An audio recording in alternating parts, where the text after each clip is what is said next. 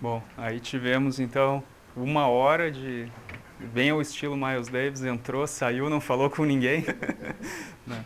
Nem ele, Então, nem ninguém, né? não, o Miles era Nem assim. precisa. Né? E esse cara é um dos grandes músicos de jazz que não tem como falar da história do jazz sem falar do Miles Davis, né? Por todos os movimentos que ele andou, né? E ele nasceu no estado de Illinois em 26 e a carreira dele, né, começa no bebop, né, quando ele participa da banda do Charlie Parker. Mas antes disso, a gente notar que a maneira como ele toca não soa como os de outros artistas do bebop, né, como o Dizzy Gillespie, o Fats Navarro, porque ele teve um professor na infância que não queria que ele tocasse com vibrato, tanto que o som dele é cristalino. Ele tocava com vibrato, o professor ia lá e dava um tabefe nele, não podia. Né? Ele começou a tocar trompete por causa do pai. Né? O Miles, assim, quando ele nasceu num contexto muito diferente de músicos de jazz. Geralmente, o que a gente pensa de músicos de jazz são famílias pobres, né, onde então a pessoa passa por uma série de dificuldades a vida inteira e tal. A história do Miles é um tanto diferente. Ele nasceu numa família de classe média, tinha uma boa condição financeira, ele pôde estudar em bons locais. O pai dele era dentista e tinha uma fazenda. Então, ele podia ir para lá, teve aulas de equitação e tudo mais. A família dele tinha uma cozinheira, tinha uma empregada, coisa que os músicos de jazz só foram conhecer bem mais tarde, né, quando eles já estavam ganhando seu dinheiro. Miles foi criado como um príncipe e a mãe dele queria que ele tocasse piano, né, que ele era um rapaz muito educado e tudo mais. E aí, talvez por algum problema familiar, o pai deu um trompete, porque sabia que a mãe odiava o som do trompete. Né? Então, o Miles, com 13 anos, começa a aprender trompete. Com 18 anos, ele já é bom o suficiente para acompanhar a banda do Charlie Parker e do Dizzy Gillespie. Né? E estão passeando por St. Louis, e aí o Miles vai lá ouvir eles e tal, acaba participando de uma jam session com eles e acaba participando dos concertos, né?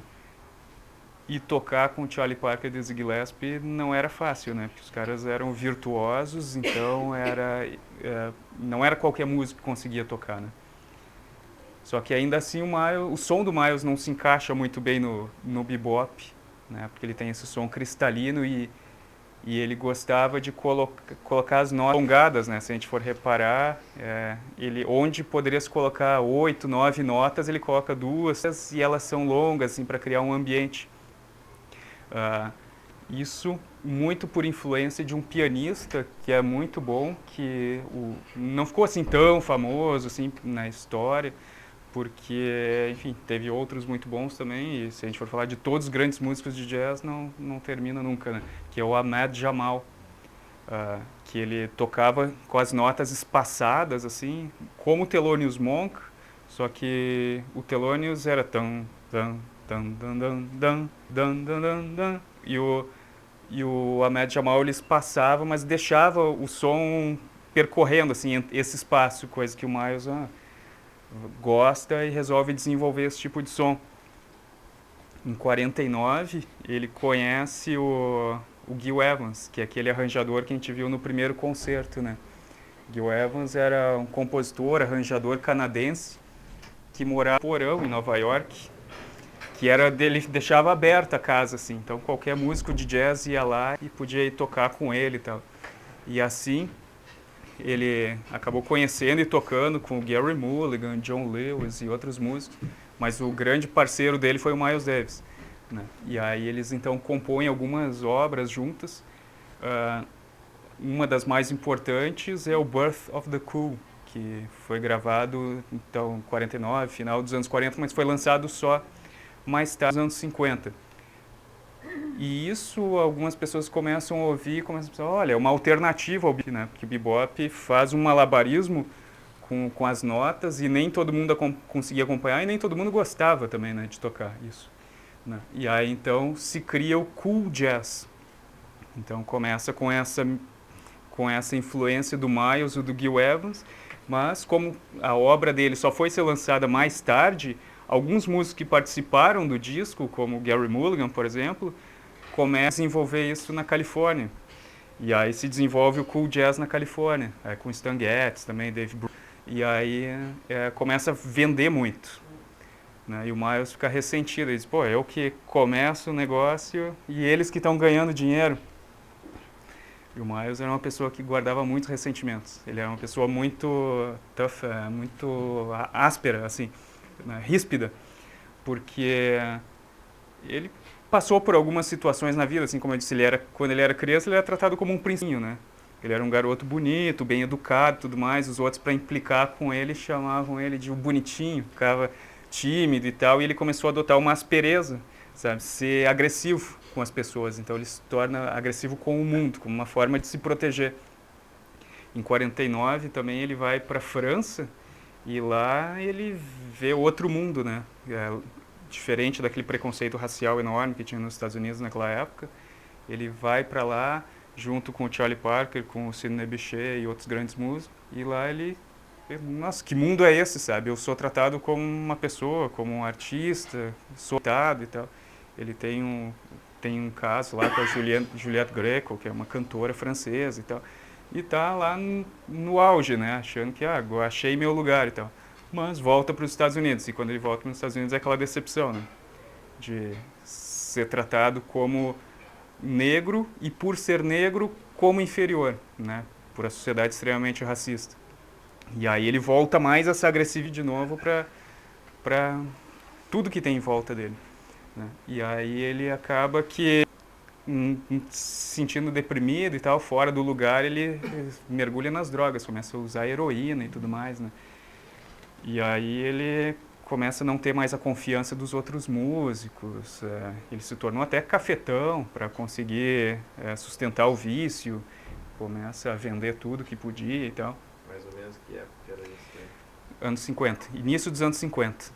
Né? Logo depois que ele volta de Paris, ele foi para lá em 49, então até o início dos anos 50 ele tá numa fase bem difícil, assim. E aí ele se comparava ao Charlie Parker, né? Que o Charlie Parker também era um junkie, né? Então, e ele dizia, as pessoas estão começando a me olhar igual olham o Charlie Parker, uma pessoa não confiável, né? Marca para ir no show, não vai, chega lá sem o instrumento, porque ele se desfez para comprar droga e tudo mais. E aí ele se sente um tanto incomodado com isso, ele consegue refletir sobre isso. Porque depois de o pai ter mandado prender ele para ver se conseguia tirar o filho das drogas, o pai estava extremamente preocupado e tal.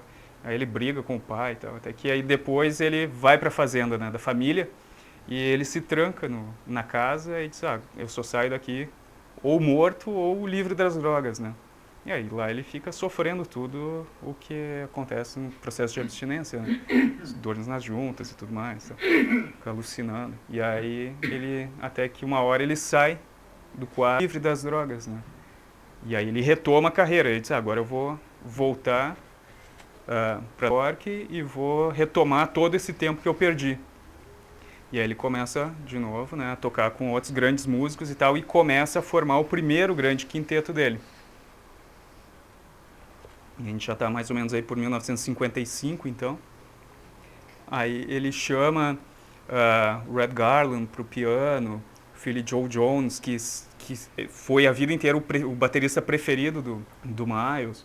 Aí ele começa a trabalhar com outros músicos, o Cannonball Adderley, o Sonny Rollins e tal. Então ele chama o Joe Coltrane porque o Sonny Rollins não queria trabalhar com ele, porque o Sonny Rollins tinha umas coisas assim de, às vezes, sair do mundo, assim, não por causa de drogas, mas porque ele era extremamente perfeccionista, ele saía para ficar tocando até a perfeição.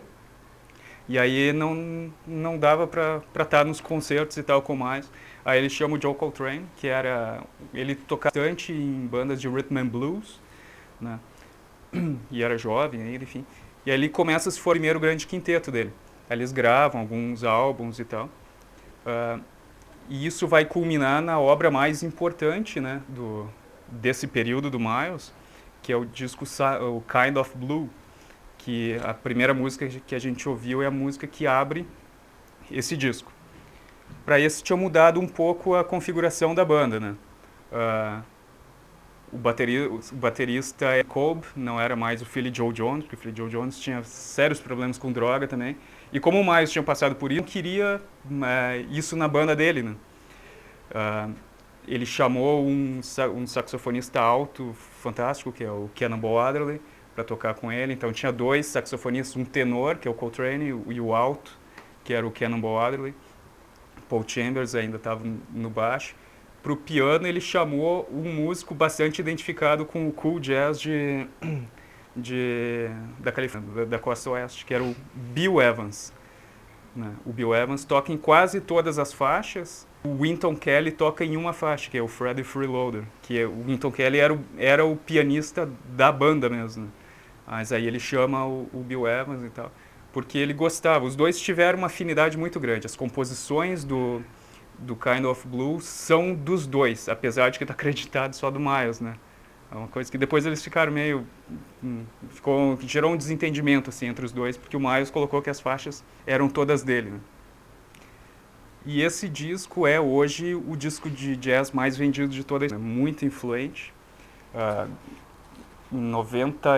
Ele foi lançado em 59, então em 2009, na Câmara dos Estados Unidos, foi eleito por unanimidade uma obra-prima da cultura norte-americana, que tem que ser valorizada, enfim.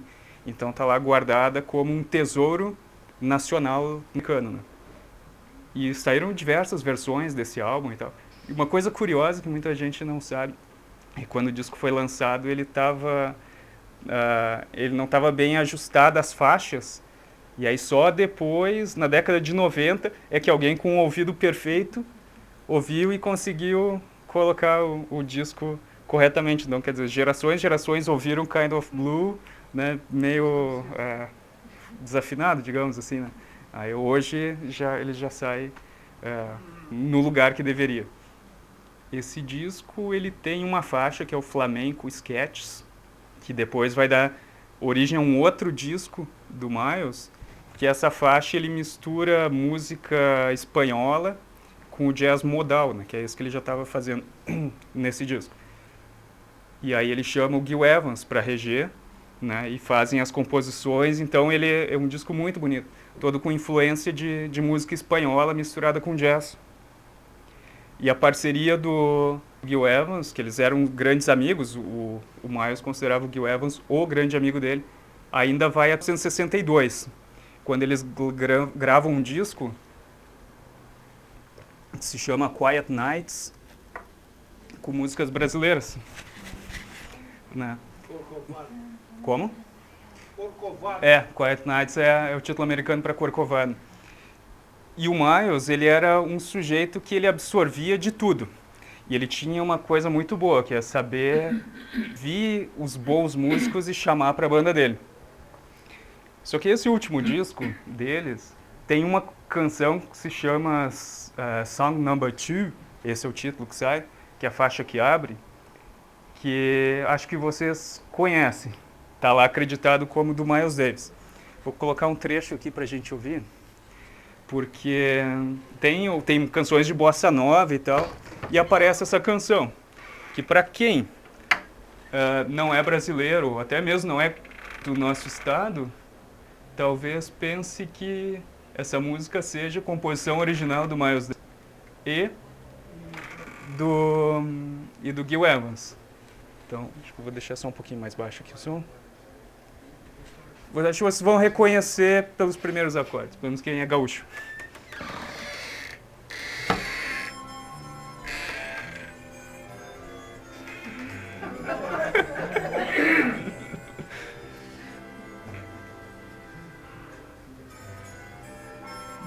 Essa música, né, muito conhecida no Rio Grande do Sul como Prenda Minha.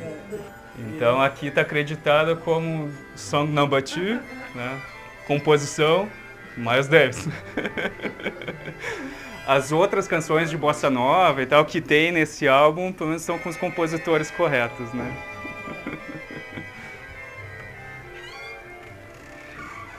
E o Miles não queria lançar esse disco. O produtor na época era o Tio Macero, que esse disco arranjou um inimigo para a vida inteira, né?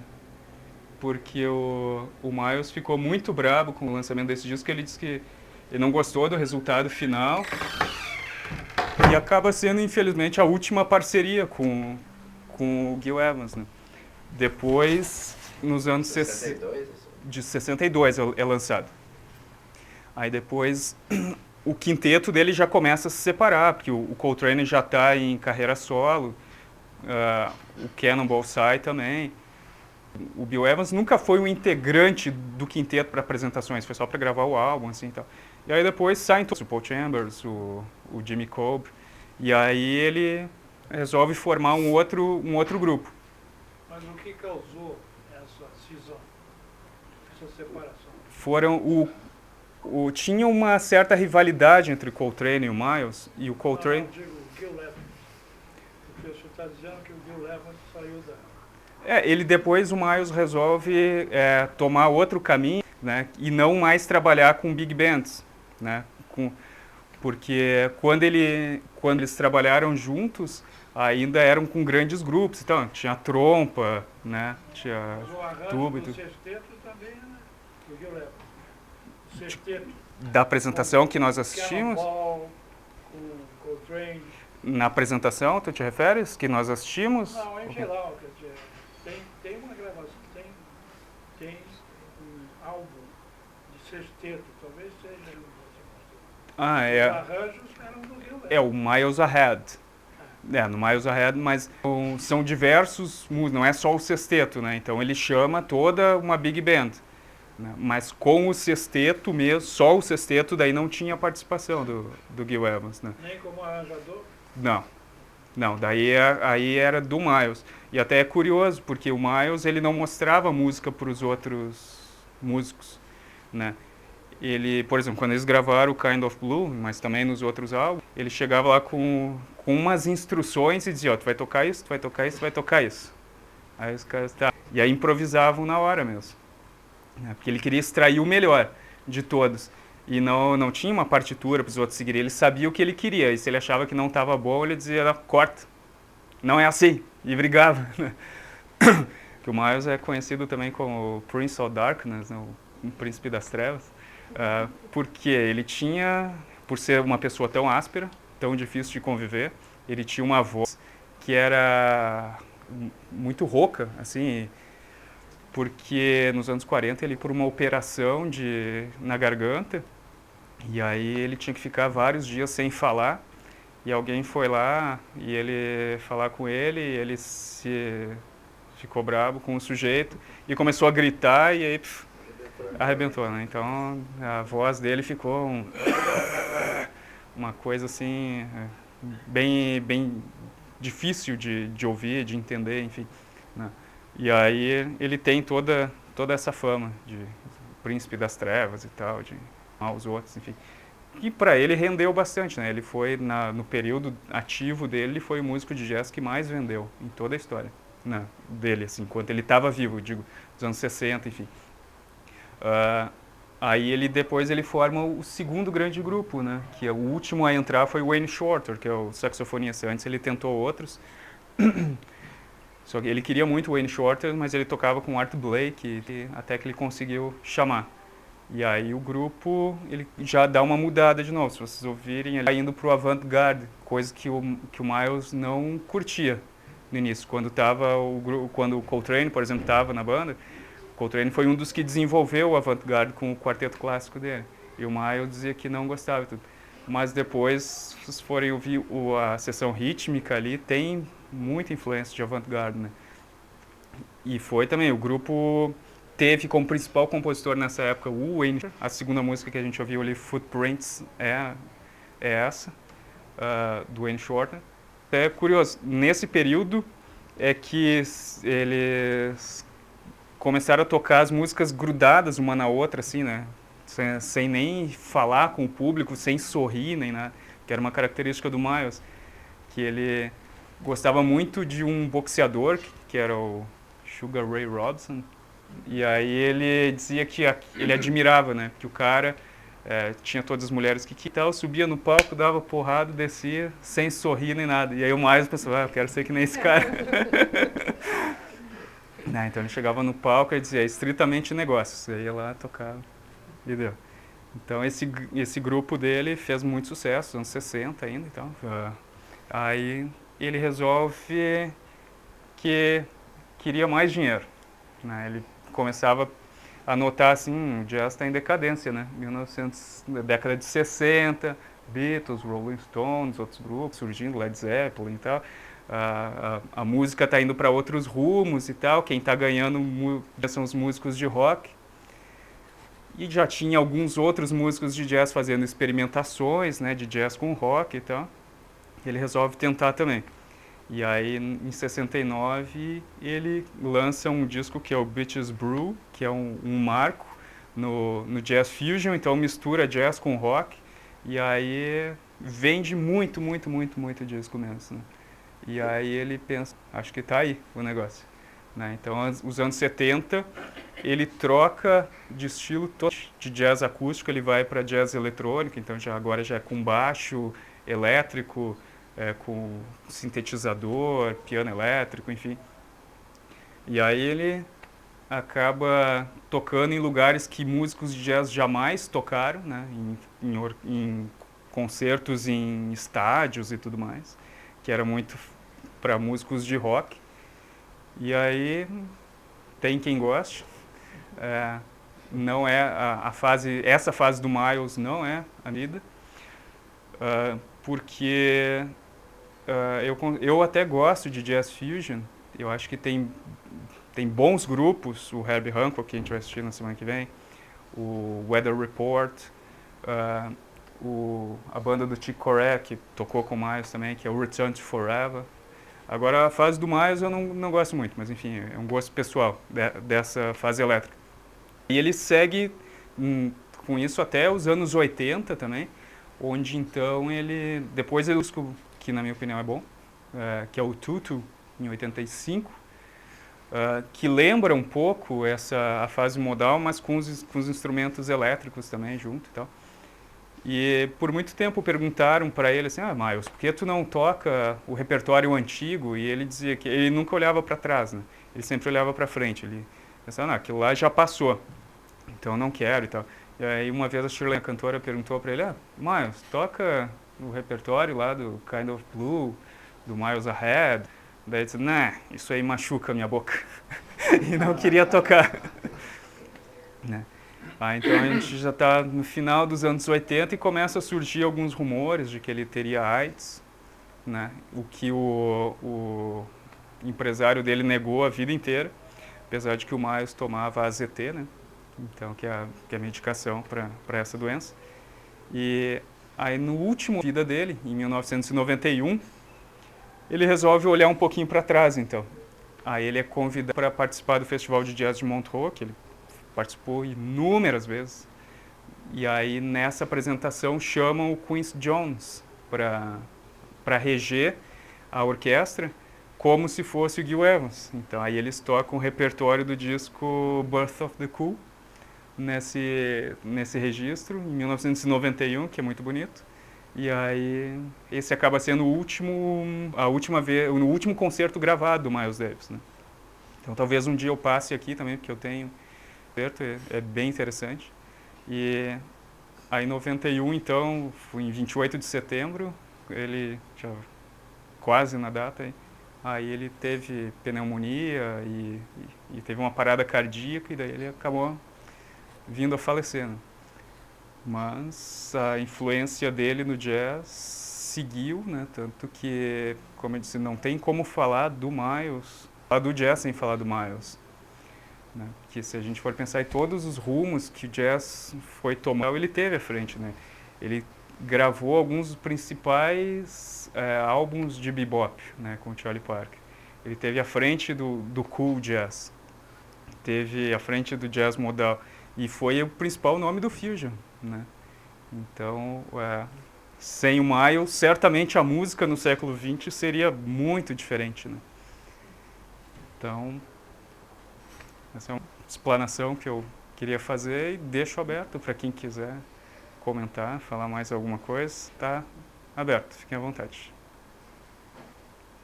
Fale um pouquinho, assim, as big bands elas tinham, sei lá, 20 pessoas tocando depois? Geralmente entre 16, 18, mas chegavam a ter mais. E depois o jazz foi mudando um pouco mais para grupos de 5 ou 4, né? Principalmente depois da Segunda Guerra Mundial, porque questão econômica e também o gosto mudou, né? Então foi a época do surgimento do bebop também. Muitas big bands acabaram se desmanchando bem nesse período de 1945. O que acontece também é que antes a música instrumental era muito mais valorizada, né? E aí os jovens nessa época começam a querer ouvir mais os cantores, né? Então por isso que aí tem o Frank Sinatra, né? Tem a emergência na carreira dele nesse período, né? E outros também. E, tinha, claro, cantores de jazz e antes e tal, principalmente cantoras, né? Cantores tinham Mel Tormé, por exemplo, e algum Nat King Cole e tal, mas que misturavam pop com jazz, enfim. Mas aí depois a coisa vai modificando, as pessoas vão perdendo o interesse nas big bands, que nos anos 30 era o swing, era o gênero dominante, né? Mas depois isso vai, uma questão comercial vai mudando. Não tem mais nenhuma. Existem. Só que como o jazz já não é um gênero que frequenta tanto, né, a mídia, por exemplo, porque é interessante a gente notar que nos anos 30 os álbuns de jazz rendiam 70% do total que era vendido. Aí, nos anos 70 eram 3%. Né? Então hoje, né? Mas existem bons grupos, né? Sim. O grupo que excursiona bastante pelo mundo é comandado pelo Wynton Marsalis, que é o Jazz at Lincoln Center, né? Que eles tocam muito repertório antigo. E tem um álbum que eles gravaram só com músicas do John Coltrane, que é o I Love Supreme, eles regravaram e tal com uma big band. E outros também. Eu tenho um outro vídeo bem interessante também, que é eles tocando música do Sidney Bechet, que é jazz de Nins, assim. Então, existem. Mas é que não acaba hoje não tem essa fama toda, né? Quem é o saxofonista que acompanhou o Miles Davis naquele concerto da Alemanha que você mostrou? Wayne Shorter. Muito. E o Wayne Shorter é um que ele seguiu pelo Fusion depois, né? Ele e o Joe Zawinul foram os criadores do Weather Report, né? Então, que é um grupo muito bom também. Que aí é bem jazz fusion. Tem uma canção muito famosa deles que é Birdland, que até às vezes me dá vontade de tocar isso, só que é um concerto tem 2 horas de duração. Então não sei se vocês estão dispostos a ouvir fusion por 2 horas, mas é muito interessante, muito bom. E aí é com Wayne Shorter.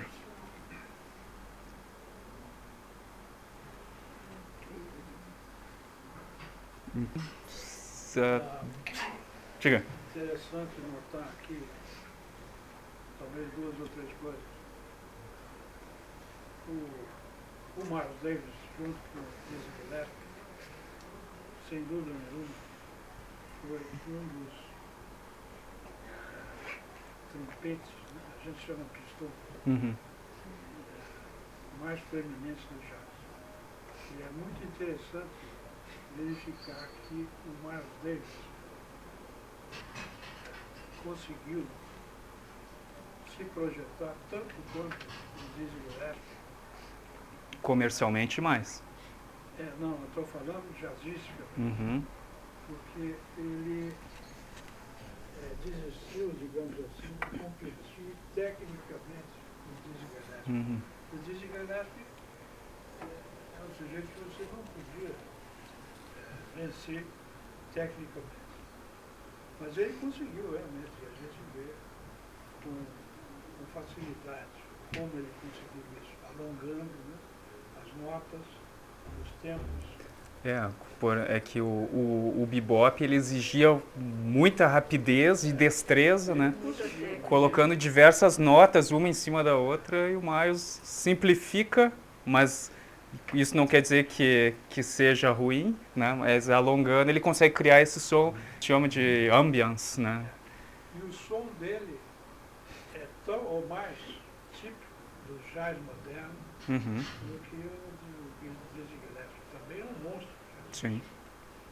Essa é a primeira observação. A segunda observação que eu gostaria de fazer é a seguinte, é que os arranjos do Gil Evans são absolutamente geniais, e são lindos, e eu acho que ele não teve o reconhecimento que ele deveria ter tido. E até muito tempo depois, ele tinha uma orquestra com a qual ele se exibia em Nova York uma vez por semana. E continuou sendo tão boa, tão rica quanto essa que a gente ouviu aqui. O Gil Evans morreu em 88, sem nunca ter integrado, no aspecto midiático, o primeiro time do jazz, né? Apesar de ter sido um arranjador excelente. Das melhores coisas do Ele chegou a gravar até com a Astrud Gilberto também. Ele gostava muito de música brasileira. De música brasileira. A terceira observação que eu gostaria de fazer é a seguinte.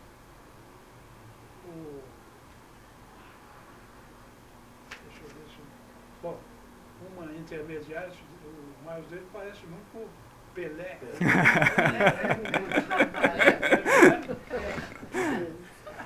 Craque.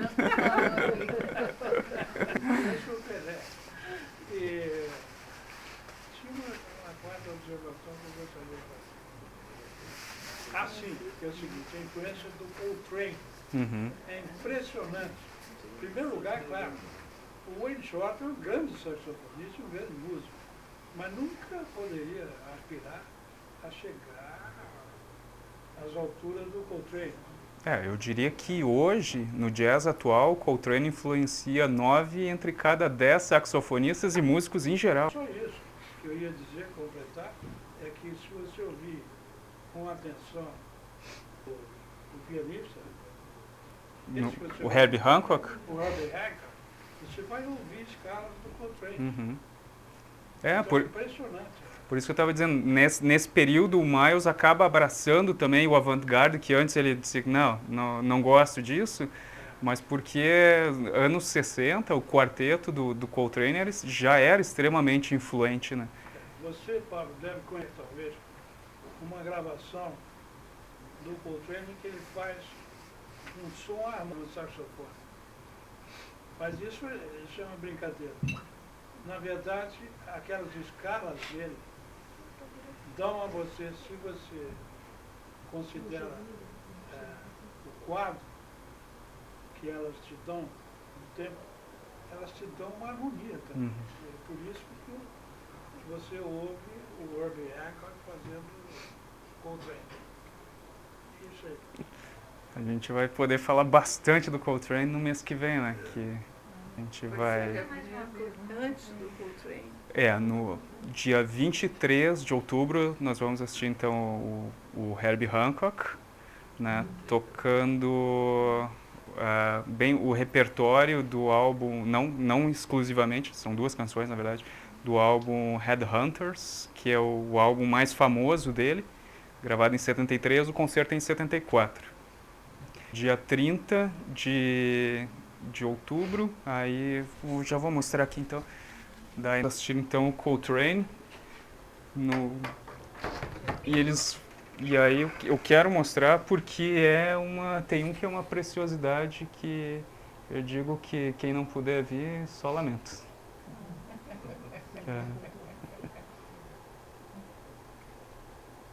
Esse é o do Herbie Hancock. Aqui, esse de 61 na Alemanha é um concerto que ainda não é o quarteto clássico dele, mas é um grupo excepcional que tem participação do Eric Dolphy tocando, para mim, a versão mais linda de My Favorite Things, que é uma das canções mais famosas dele, tal. E aí então tem a participação do Eric Dolphy na flauta e também no sax alto. Em 65, na Bélgica, aí um concerto já com o quarteto clássico dele, com o Jimmy Garrison no baixo, o Elvin Jones e o McCoy Tyner ao piano. E em 65 acho que é para assistir ajoelhado, porque na França, porque ele tocou 2 noites num festival francês, e eu vou mostrar a segunda noite. A primeira noite é o repertório tradicional, assim, que eles costumavam fazer. Em 64 ele gravou um álbum que é uma maravilha total, um clássico total do jazz, que é o I Love Supreme. Por muito tempo se pensou que não tivesse registro ao vivo desse disco, né? Ele tocou uma vez na vida inteira o I Love Supreme, na segunda noite nesse festival na França, em 65.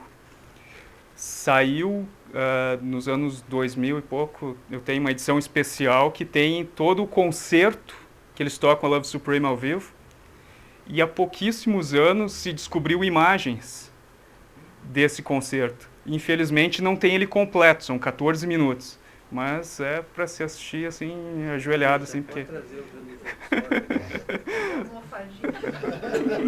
Ou a gente vai na catedral, assiste na catedral.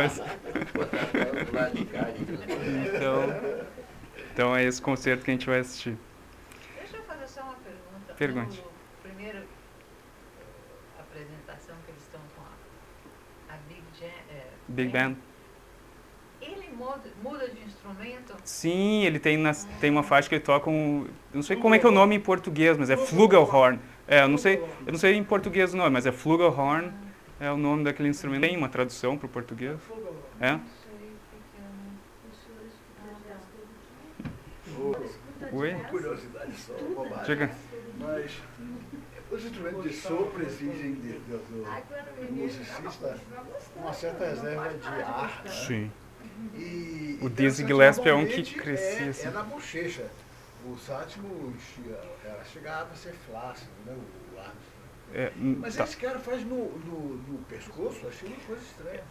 É que o Flugelhorn, esses outros, eles são considerados a família das madeiras, né? Porque quando eles surgiram na Europa, eles eram feitos, depois foi feito de metal. E nas orquestras de música clássica, eles são instruídos a não ficar inflando aqui no pescoço e tal. Isso até brincavam com o Dizzy Gillespie, porque ele enchia tanto. E aí dizem, mas parece um músico de circo, que no circo eles usam isso para chamar a atenção, né? Parece um sapo, né? Então, na música clássica europeia, eles são instruídos para tocar, mas sem aquela coisa chamativa, assim, né? Então, tem estilos, técnicas diferentes para se usar, né? O Will Miles, ele não era aquele trompetista que tocava para o som atravessar a cidade, assim, tipo o Louis Armstrong, o Dizzy Gillespie, Fats Navarro, né? Ele tinha um som bem cristalino, ele não usava vibrato e tal, né? Ele era genial, porque ele não era virtuoso, né? Uhum. Aquele solo, acho que até eu toco. Ó o desafio! Vai tocar também. E mesmo assim é lindo, né? Mas é porque normalmente esses músicos são virtuosos. Sim, ele sim. não parece virtuoso. Assim. Não, ele Faz nada não que era, diga, nossa, isso aí ninguém mais faz. mas ele Mas conseguiu ele desenvolver. ia pelos caminhos que Uhum. rendiam. Ele foi inteligente, né? Ele foi soube usar o inteligente, melhor genial. das Genial. possibilidades dele, né? Ele não ficou insistindo em fazer algo que ele não conseguia. Ele pegou o que ele tinha de melhor e desenvolveu isso. Né? Mas aquele segundo vídeo tem bastante talas. Uhum. Ele dá uma de Dizzy.